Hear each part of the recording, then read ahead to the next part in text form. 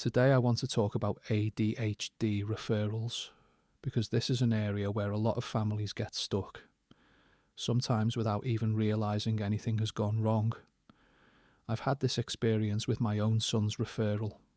We completed the forms, they were sent back asking for more detail, and eventually the referral was accepted. At that point, it is very easy to think, right, we're on the list now. We just have to wait. But that isn't always the end of the matter. In our case, after around 2 years of waiting, we chased it up and were told his name had been removed from the list. No clear explanation, no apology, just a suggestion that we now needed to apply again and go to the back of the queue. So I don't say this to worry anyone, but to make a practical point. Once a referral is accepted, it is still worth checking in regularly and keeping a written record. So, if your child's ADHD referral has been sitting for months or even years, you're not alone and you're not completely stuck. There are a few practical steps you can take to get clearer information and make sure there is a proper paper trail. As already mentioned, one thing that catches a lot of people out early on in the process is the referral paperwork itself. As frustrating as that can be, to keep getting the paperwork back asking for more detail, it really is important to provide as much information as possible.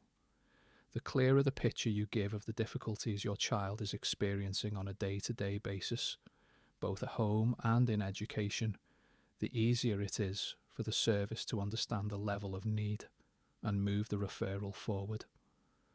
Once the referral has been accepted, communication often becomes very limited. Families are usually told there is a long waiting list, and after that, things can go very quiet. No updates, no clear timeline, and often no real indication of where you actually are in the process. A lot of people understandably assume that silence means everything is progressing normally in the background. Sometimes it is, but not always. In most cases, the issue is not that anybody is deliberately ignoring you. ADHD services are heavily oversubscribed in many areas, and the system is under a huge amount of pressure. But from a parent's perspective, when months or years pass without meaningful communication, it can start to feel like nothing is happening at all. So what can you actually do? The first thing I would suggest is moving as much communication as possible into writing. If you've mainly been phoning, try to switch to email where you can. Ask the service to confirm that the referral has been received, the date it was accepted, and whether they are able to provide any indication of your current position on the waiting list that creates a paper trail. And in my experience, you are much more likely to receive a clear response when communication is documented. If you are struggling to get any meaningful information, you can also contact PALS, the Patient Advice and Liaison Service. At that stage, you are not necessarily making a formal complaint.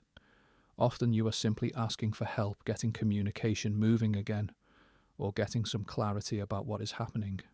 If things are still not progressing, you can escalate matters further through your local Integrated Care Board, or ICB. Integrated Care Boards are responsible for commissioning these services, so they are in a position to look into concerns around delays, communication problems, or issues with the referral pathway itself. Alongside all of this, keep a simple record of everything: dates, emails, responses, names of departments or professionals you have spoken to. It does not need to be complicated, but having a clear timeline can become very important if you later need to escalate concerns or challenge what you are being told. None of this will instantly remove the waiting list, but it can help move you from simply waiting and hoping to having clearer information and a proper record of what has happened. If you're dealing with this now, you are definitely not on your own with it. I'll be breaking down more of these situations step by step on this channel, so parents have a clearer idea of what to do when things stall.